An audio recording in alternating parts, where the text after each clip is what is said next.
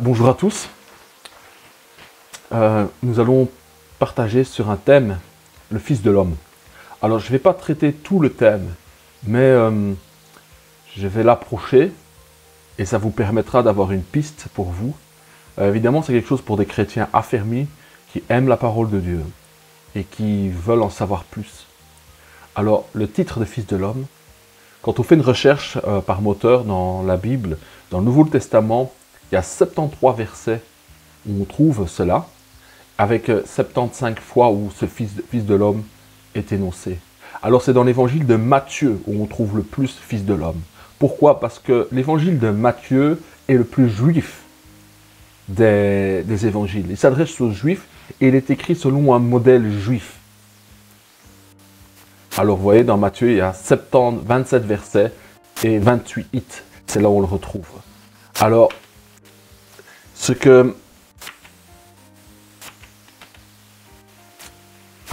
le Fils de l'homme, c'est une façon dont Jésus se nomme. À travers les évangiles, on voit que Jésus dit, s'appelle le Fils de l'homme. Et là, dans Matthieu, au chapitre Matthieu 13, chapitre 13, verset 41, il nous dit, « Le Fils de l'homme enverra ses anges, qui arracheront de son royaume tous les scandales de ceux qui commettent l'iniquité, c'est-à-dire le mal. Et ils les jetteront dans la fournaise ardente, où il y aura des pleurs et des grincements de dents. » Donc, le Fils de l'homme, c'est celui qui viendra séparer, qui enverra ses anges, séparer le blé et de livrer au temps de la fin. Oui, certains iront dans la gloire, certains iront dans la gloire, parce qu'ils auront décidé, ils auront choisi, par grâce, de mettre leur confiance en Jésus-Christ et auront reçu le Saint-Esprit et auront été rendus participants de la nature divine et auront été préparés pour aller dans la gloire et avoir un corps glorifié, ressuscité pour être toujours avec Jésus-Christ. Tandis que ceux qui auront, par choix, qui n'auront pas voulu recevoir le pardon de leurs péchés, et auront produit du mauvais fruit, devront aller dans un endroit où Dieu n'est pas. Et avant d'aller dans ce lieu où Dieu n'est pas, qui s'appelle l'enfer, ils iront dans l'éternité, dans ce lieu, souffrir éternellement, où on dit qu'il y aura des pleurs et des grincements de dents. C'est une très mauvaise chose, oui. Car quand il y a un lieu où Dieu n'est pas, c'est-à-dire là où Dieu n'est pas, il n'y a pas de paix, il n'y a pas de joie, et bien ce qu'il reste, ce sont des souffrances et des tourments éternels, et tout homme devrait être jugé.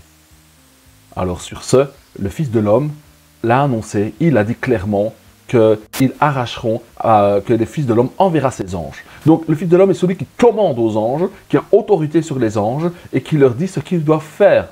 Et au temps de la fin, ils arracheront les scandales et tout le mal qui a été fait sur la terre pour la purifier, pour la sanctifier. Ensuite, qui est le Fils de l'homme? Alors, pour un juif qui a grandi dans les Écritures, dans la Torah, dans les prophètes, dans les livres saints, dans les Écritures saintes, pour lui, l'expression Fils de l'homme apparaît à divers endroits dans la Bible. Et je vous en parlerai à la fin, car tout cela s'éclaire quand on a la connaissance de Jésus-Christ. Alors, qui est le Fils de l'homme? Matthieu, chapitre 16, verset 13 nous dit « Jésus étant arrivé dans le territoire de Césarée de Philippe, demanda à ses disciples « Qui dit-on que je suis, moi, le Fils de l'homme » Donc Jésus s'est nommé le Fils de l'homme. Jésus s'est attribué le titre de Fils de l'homme. Mais pour nous, aujourd'hui, qui sommes des chrétiens des convertis, des chrétiens qui ont grandi en Europe avec la pensée européenne, pour nous, il faut être vraiment enseigné pour comprendre qu'est-ce que veut dire ce titre, cette vocable de Fils de l'homme. Et Jésus demande à ses disciples, « Qui dit-on que je suis » Jésus demanda à ses disciples, « Qui dit-on que je suis, moi, le Fils de l'homme » Donc Jésus s'attribue et il dit clairement qu'il est le Fils de l'homme. Et il demande à ses disciples, qui suis moi le Fils de l'homme? Et ils répondirent, les uns disent que tu es Jean-Baptiste, les autres Élie, les autres Jérémie, ou l'un des prophètes. Ben ça sous-entend la réincarnation. Mais non, ce n'est pas cela. Alors Jésus les interpelle et dit, « Et vous ?» leur dit-il, « Qui dites-vous que je suis? Vous qui êtes avec moi toujours, toujours. » Parce que les gens, le peuple, les gens, ceux qui me suivent, ceux qui me regardent de loin, eux, ils disent que je suis ceci ou cela, mais vous qui me connaissez. Et Simon-Pierre répondit, « Tu es le Christ. » Alors Christ veut dire, tu es le Messie. Tu es celui qui vient de la lignée de David. Tu es celui dont les Écritures annoncent qu'un jour il allait venir pour régner sur la terre. Tu es celui qui était Messie. Tu es celui qui est oint de l'Esprit pour exercer la royauté à travers, qui s'est incarné dans la lignée de David pour régner sur la terre. Et il dit, tu es le Fils du Dieu vivant, le Fils de l'Éternel. Jésus, reprenant la parole, lui dit, « Tu es heureux, Simon, fils de Jonas, car ce ne sont pas la chair et le sang qui t'ont révélé cela. » Donc ce n'est pas avec l'intelligence, le discernement humaine qu'on peut comprendre cela, mais c'est mon Père qui est dans les cieux qui t'a révélé cela, qui a révélé ça à Simon. Chaque enfant de Dieu, chaque personne qui se convertit, l'Esprit de Dieu fait une action. Le Père fait une action par le Saint-Esprit pour que nous réalisions, pour que nous comprenions qui est Jésus, qu'il est le Christ, il est le Messie, il est celui qui est oint de l'Esprit, qui existait avant de naître et qui s'est incarné, qui est rentré dans la lignée des hommes, qui a pris un corps de chair et de sang, et il est le Fils du Dieu vivant. Et le chapitre 16, verset 18 dit, « Et moi, je te dis que tu es Pierre, et moi je te dis que tu es Pierre, et que sur cette pierre, je bâtirai mon église. » Donc, sur cette révélation de qui est Jésus, que Jésus est le Fils de l'homme, que Jésus est le Messie, c'est sur cette révélation-là que, lui, Jésus-Christ, va bâtir et établir son église, son ecclésia, l'assemblée des disciples, des fils de Dieu. Et que les portes des séjours des morts ne prévaudront point contre elle. Donc la mort et le pouvoir de la mort n'aura pas de pouvoir sur cette assemblée de disciples, puisque c'est ceux qui vont ressusciter, qui vont vaincre la mort par la résurrection de Jésus-Christ. Le Fils de l'homme est la gloire du Père. C'est le titre de cette dia.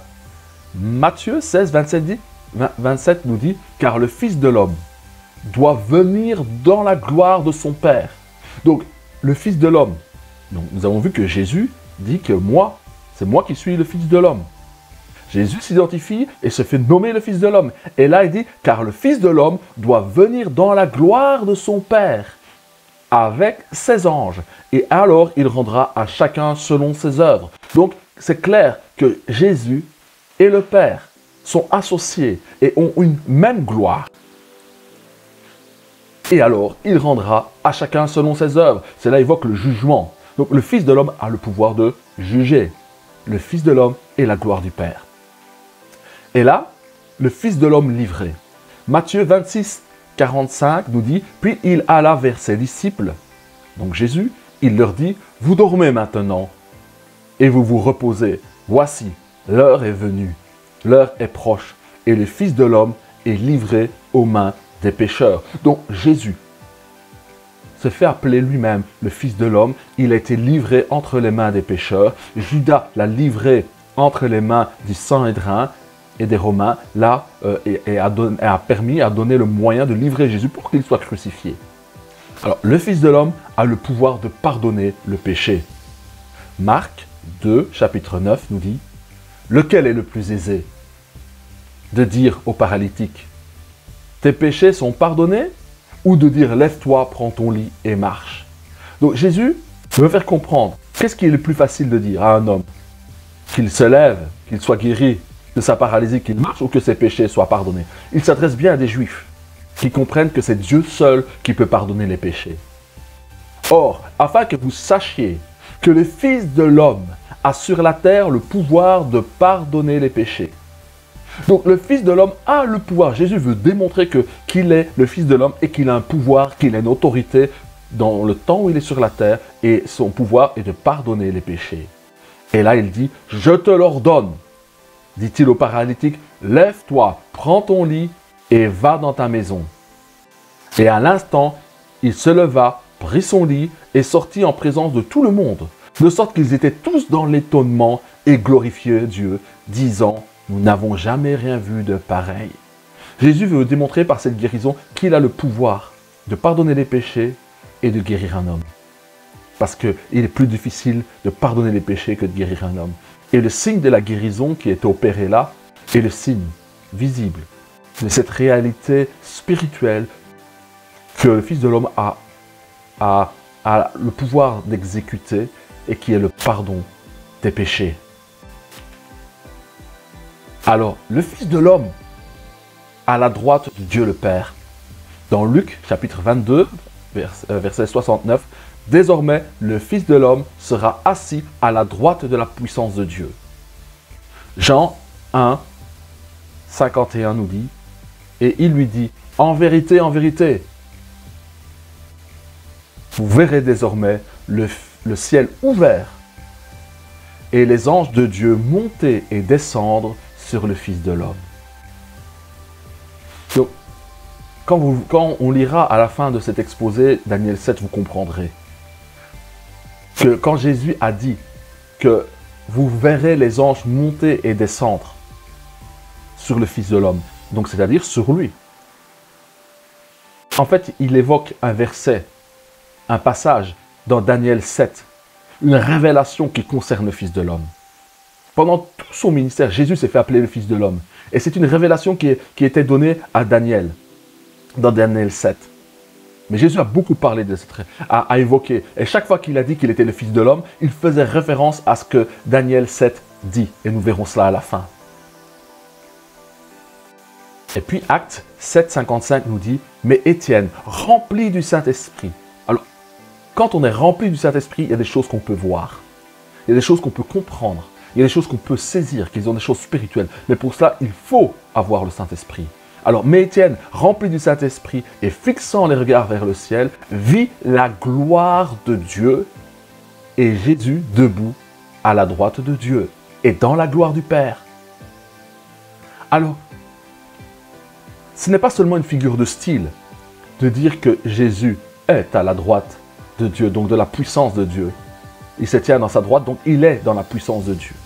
Donc, c'est une réalité spirituelle que Étienne a vue par le Saint-Esprit. Il vit la gloire de Dieu et Jésus debout à la droite de Dieu. C'est une vision. Parce que dans la divinité, qui est Adonai Elohim, notre Dieu, qui est un, nous n'adorons pas trois dieux, nous adorons un seul Dieu, qui nous parle par le Père, qui nous parle par le Fils et qui nous parle par le Saint-Esprit. Et chacun a un rôle. Le Père est le Créateur. Le Fils est venu nous sauver, mourir et ressusciter pour nos péchés. Et le Saint-Esprit est venu nous conduire dans toute la vérité. Et les trois ont la même nature, la même substance, la même nature divine.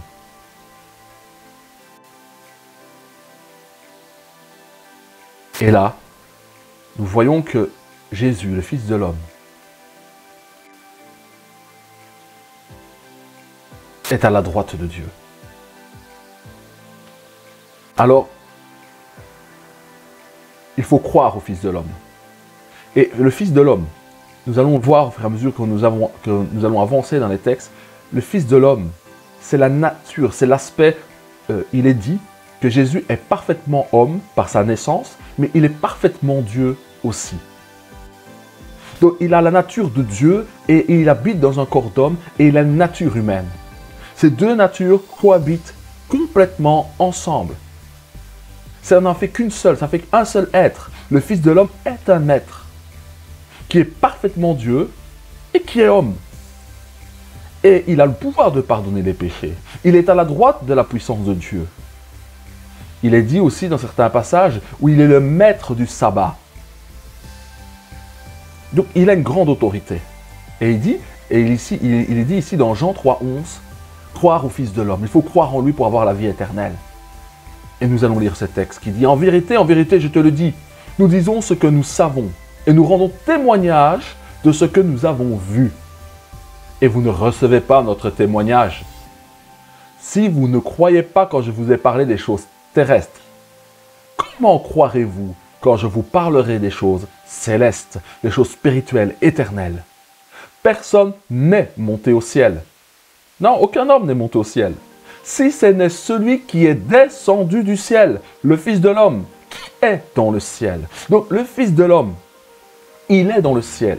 Il est descendu du ciel. Il est venu sur la terre par l'incarnation dans la lignée de David pour prendre la position du Messie et d'ayant droit à la royauté sur Israël et sur toute la terre.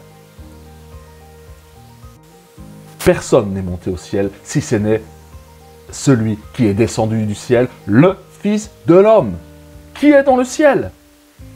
Et comme Moïse éleva le serpent dans le désert, il faut de même que le Fils de l'homme soit élevé, c'est-à-dire mis en croix, crucifié pour le pardon des péchés, pour que nous recevions aussi la vie éternelle par sa résurrection. En Jean 3,15, il dit maintenant, afin que quiconque croit en lui ait la vie éternelle. Donc, croire dans le Fils de l'homme, dans son incarnation, qu'il était au ciel, qu'il est venu sur la terre, né, Jean 3,15, que quiconque croit en lui ait la vie éternelle. Donc la vie éternelle est donnée à celui qui croit que Jésus-Christ est le Fils de l'homme, le Fils de Dieu. Donc, il a la capacité, il donne la vie éternelle à ceux qui croient en son nom. Et quand on dit en son nom, c'est-à-dire ceux qui comprennent qui il est et ce qu'il est. Et Jean 6, verset 62 nous dit, « Et si vous voyez le Fils de l'homme monter où il était auparavant. » Donc c'est-à-dire que Jésus, le Fils de l'homme, est monté au ciel.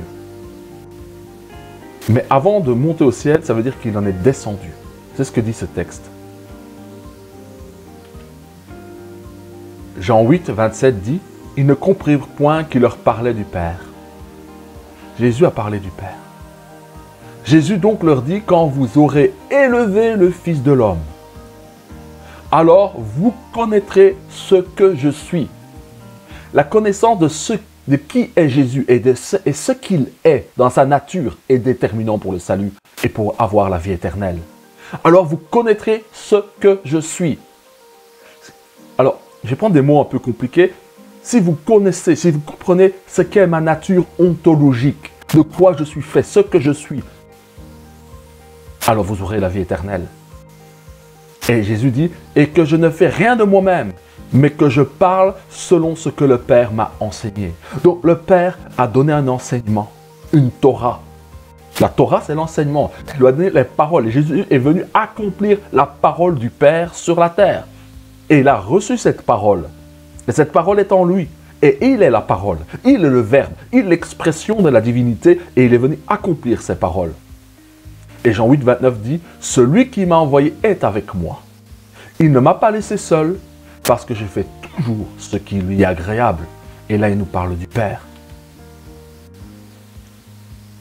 Le Fils de l'homme.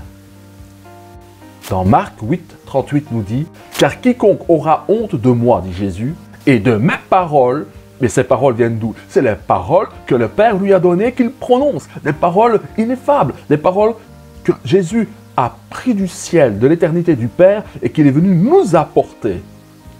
Alors, quiconque aura honte de moi et de mes paroles, au milieu de cette génération adultère et pécheresse, le Fils de l'homme aura aussi honte de lui quand il viendra dans la gloire de son Père avec les saints anges. Donc, le Fils de l'homme viendra avec la gloire de son Père et avec les saints anges sur la terre. Et à ce moment-là, ceux qui auront eu honte de Jésus, le Fils de l'homme, et qui auront eu honte de lui, eh bien, il aura aussi honte de cette personne. Il le traitera comme il l'aura traité. Alors, le Fils de l'homme, c'est la nature. Quand nous voyons cette vocable, cette expression Fils de l'homme, c'est l'aspect divin de Jésus-Christ. Alors, Fils de l'homme, pourquoi Fils de l'homme? Parce qu'il y a de l'homme en Dieu. Parce que Dieu s'est fait homme. Il est venu dans la lignée des hommes. Donc quand on dit Fils de l'homme, ça veut dire que c'est quelqu'un qui est divin et qui rentre dans la lignée de l'homme. Donc la destination le lieu où va venir naître celui qui est d'essence divine, qui a la nature divine, qui est le Fils de l'homme, il vient dans la lignée des hommes, il vient dans l'histoire des hommes, celui qui est l'éternel vient, celui qui est l'alpha et l'oméga vient dans le temps, il vient dans l'histoire des hommes qu'il écrit pour se faire homme et il devient un fils de l'homme. Et la vocable fils de l'homme, c'est dire que c'est un être divin. Parce que nous, quand nous entendons fils de l'homme, nous comprenons c'est un homme. Non, non, non. Les hommes qui reçoivent l'Esprit de Dieu sont appelés des fils de Dieu. Ils deviennent des fils de Dieu parce qu'ils reçoivent la vie de Dieu. Mais lui, Jésus, qui est le Fils de l'homme, a la nature de Dieu. Il a la nature de Dieu. Il est omniscient, omnipotent. Il est saint. Et il rentre dans notre humanité. Et là, c'est pour cela qu'il a ce titre de Fils de l'homme. Alors, voilà, nous en sommes arrivés à ce texte. Les Juifs connaissaient ce texte, ils en étaient imprégnés. Et d'autres. Et Daniel 7, et souvent nous le prenons pour un prophète, mais il est plus qu'un prophète, il est un sage. Parce que le sage, c'est celui qui discerne les temps. Le sage, il voit, il perçoit, il comprend les choses de Dieu. Et Daniel a eu des révélations sur les temps de la fin. Et le livre de Daniel est à mettre en parallèle avec le livre de l'Apocalypse. C'est comme cela seulement qu'on peut comprendre le livre de l'Apocalypse, c'est en le lisant en parallèle avec le livre de Daniel. Alors Daniel, chapitre 7, verset 13 nous dit « Je regardais pendant mes visions nocturnes ». Donc Daniel était quelqu'un qui était habitué à avoir des visions pendant la nuit. Et voici, sur les nuées des cieux, les nuées c'est la gloire, arriva quelqu'un de semblable à un fils de l'homme. Il s'avança vers l'ancien des jours et on le fit approcher de lui. L'ancien des jours, et là on fait approcher celui qui est semblable à un fils de l'homme. On lui donna la domination, la gloire et le règne, et tous les peuples, les nations et les hommes de toute langue le servirent. Sa domination est une domination éternelle, qui ne passera point, et son règne ne sera jamais détruit. Moi, Daniel, j'eus l'esprit troublé au-dedans de moi, et les visions de ma tête m'effrayèrent. Alors, voilà, ce texte nous montre qu'il y a un fils de l'homme, semblable à un fils de l'homme. Ça veut dire qu'il ressemble à un homme qui se tient devant l'ancien des jours, et on lui donne gloire, le règne, la domination. Et tous les peuples, les nations et les hommes vont le servir. Il a une domination éternelle. Donc là, on voit qu'il y a un échange dans la divinité. On voit qu'entre le Père, l'ancien des jours, et le Christ, le Messie, celui qui va s'incarner, le Fils de l'homme, il y a un échange qui est là. Il y a une communication qui est là. Et on lui donne une grande autorité. Une domination qu'il va exercer sur la terre. Et en petit en bas, j'ai mis Ézéchiel 1,26 parce que Ézéchiel 1,26, c'est des visions. Donc ça veut dire que ces hommes, Daniel, Ézéchiel, ont perçu quelque chose dans l'éternité. Alors comprenez bien, l'éternité, ce n'est pas le temps. Dans l'éternité, il n'y a pas un début, il n'y a pas une fin. Dans l'éternité, tout a déjà eu lieu, tout a déjà été accompli. Donc, si tout a déjà eu lieu et tout est accompli, c'est comme si Christ avait toujours été crucifié et qu'il ait toujours été ressuscité, bien que cet événement a dû s'accomplir. Mais au regard de l'éternité, tout cela c'est déjà accompli, tout cela est déjà fini, tout cela est déjà réalisé, tout cela est déjà vu et perçu. Mais nous, nous sommes en train de le vivre, parce que nous sommes dans le temps pour choisir où nous allons passer l'éternité, soit avec le Fils de l'homme et l'ancien des jours, ou dans les ténèbres, dans le jugement éternel, dans la condamnation éternelle. Et c'est pour ça que Dieu a créé le temps. C'est pour nous donner le temps de choisir ce que nous voulons devenir, participant de la nature divine ou rester avec le verre du remords et de la condamnation éternelle, d'avoir raté la gloire, d'avoir raté la résurrection des morts et la gloire qui doit en revenir à ceux qui sont mis à part. Alors Ézéchiel 1,26 nous dit, au-dessus du ciel qui était sur leur tête, il y avait quelque chose de semblable à une pierre de saphir, en forme de trône. Sur cette forme de trône apparaissait comme une figure d'homme placée dessus en haut. Je vous invite à relire tout le texte. Il y a beaucoup de choses qui sont montrées. Des êtres vivants, la gloire de Dieu qui est décrite. Et au milieu de cette gloire, qu'est-ce qu'il voit? En forme de trône, quelque chose qui a l'air d'un trône. Et sur cette forme de trône, il apparaît comme une figure d'homme dans la gloire. Cela pour vous dire que dans la divinité, dans notre Seigneur Adonai Elohim, qui est le Dieu unique, le Dieu qui est un, d'unité, qui nous a parlé par le Père, qui nous a parlé par le Fils et par le Saint-Esprit, ce Dieu un et unique et véritable, qui s'est incarné et qui est venu, cet Esprit éternel qui est venu du Père, qui est la parole, qui était Dieu, qui était avec Dieu et qui est venu dans le monde, s'est fait appeler lui-même le Fils de l'homme. Alors tous les Juifs qui étaient là, quand Jésus disait qu'il était le Fils de l'homme, il indiquait Daniel 7. Tous comprenaient ce qu'il voulait dire. Nathanaël,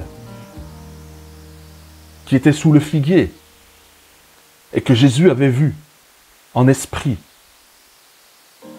Et Jésus lui a dit, tu verras les anges monter et descendre sur le Fils de l'homme. Voilà. Voilà ce texte à laquelle Jésus faisait référence. C'était Daniel 7.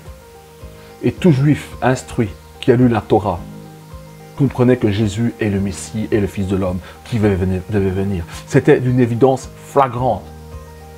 Certains ont cru, d'autres n'ont pas cru. Donc cette vocable, cette expression de Fils de l'homme est quelque chose de très particulier et quelque chose de très fort. C'est merveilleux de entrer dans le texte et de comprendre les choses comme les Juifs le comprenaient. Parce que ça met du sens, ça met de l'épaisseur au texte. Et je vous relirai qu'il faut croire au Fils de l'homme, croire en Jésus, qu'il est le Messie, le Christ, celui qui a été Messie, celui qui a reçu l'Esprit en plénitude. En vérité, je vous le dis, nous disons ce que nous savons et nous rendons témoignage de ce que nous avons vu. Et vous ne recevez pas notre témoignage. Si vous ne croyez pas quand je vous ai parlé des choses terrestres, comment croirez-vous quand je vous parlerai des choses célestes? Nous avons vu avec Daniel 7 les choses célestes. L'Ancien des jours qui est là. La remise de pouvoir et d'autorité pour l'exercer sur la terre a été donnée au Fils de l'homme pour qu'il l'exerce sur la terre. Alors il dit, personne n'est monté au ciel, si ce n'est celui qui est descendu du ciel. Jésus est celui qui est descendu du ciel dans un corps humain. Le Fils de l'homme qui est dans le ciel. C'est le Fils de l'homme qui est dans le ciel. C'est lui. C'est lui que Étienne a vu en Acte 7, 55. Mais Étienne, rempli du Saint-Esprit et fixant les regards vers le ciel, vit la gloire de Dieu. Et Jésus debout à la droite de Dieu. Désormais, le Fils de l'homme sera assis à la droite de la puissance de Dieu. Et il dit, en Jean 3,15, et comme Moïse éleva le serpent dans le désert, il faut que le Fils de l'homme soit élevé en croix, crucifié, et que tous regardent la croix pour obtenir la guérison, la délivrance de la morsure du serpent et du péché, afin que quiconque croit en lui ait la vie éternelle. C'est de croire en Jésus, dans le Fils de l'homme, dans le Messie, celui qui était mort et ressuscité, qui donne la vie éternelle. Donc Jésus a des titres. Il est parfaitement homme par son incarnation, mais c'est un esprit éternel qui s'est incarné et qui s'est offert aussi. C'est un esprit pur, c'est l'Esprit Saint, c'est l'Esprit de sainteté, c'est le Messie, le Christ, le Fils de l'homme. Et aujourd'hui, il répand de son esprit. Jésus nous baptise de son esprit. Il nous immerge dans l'esprit de vérité et de sainteté. Alors, celui qui a l'esprit de Dieu en lui, il a la divinité. Il a le Père et le Fils. Parce que notre Dieu est indivisible. Il est un. Il est une unité parfaite. Mais, il y a 3 personnalités. 3 barsoufim. Pour ceux qui comprennent l'hébreu, il y a 3 barsoufim, il y a 3 faces. Alors je ne dis pas que je comprends tout ce qui concerne la divinité, mais j'apprends à connaître mon Adonai Elohim. Et il m'enseigne. Il me fait entrer dans les profondeurs de la révélation de ce qu'il est, de qui il est et de sa nature. Parce que Jésus est venu pour nous faire connaître son nom, le nom du Père, le nom de la divinité. Et nul ne vient au Père que par Jésus, le Fils de l'homme. Et à ce temps-là, et dans ce temps-là, en Israël, tout juif qui entendait, qui comprenait cette vocable, cette expression de Fils de l'homme, comprenait qu'il avait affaire à un être éternel qui s'était incarné. Sur ce, mes frères et mes sœurs, je vous laisse avec ces textes, méditez-les.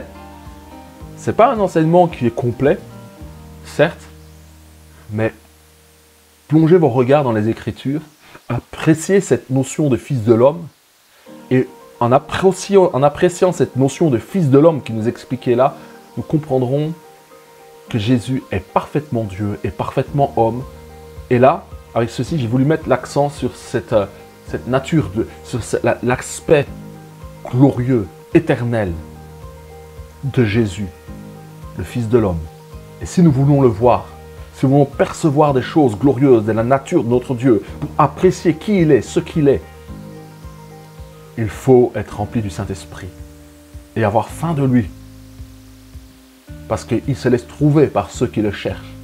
Alors mon frère, ma soeur, ne pense pas que tu sais tout de la divinité, que tu sais tout de notre Dieu, Adonai Elohim. Il est riche et il se révèle à ceux qu'il aime et qui gardent ses commandements et qui les mettent en pratique. Il se fait connaître à ceux-là. Il se fait connaître à moi et il va encore se faire connaître davantage à toi si tu médites ces textes et que tu veux le chercher, que tu aspires à être plus près de lui. Cette parole est merveilleuse. Cette parole est Dieu. Et elle a été faite chair. Et elle a marché pleine de grâce et de magnificence.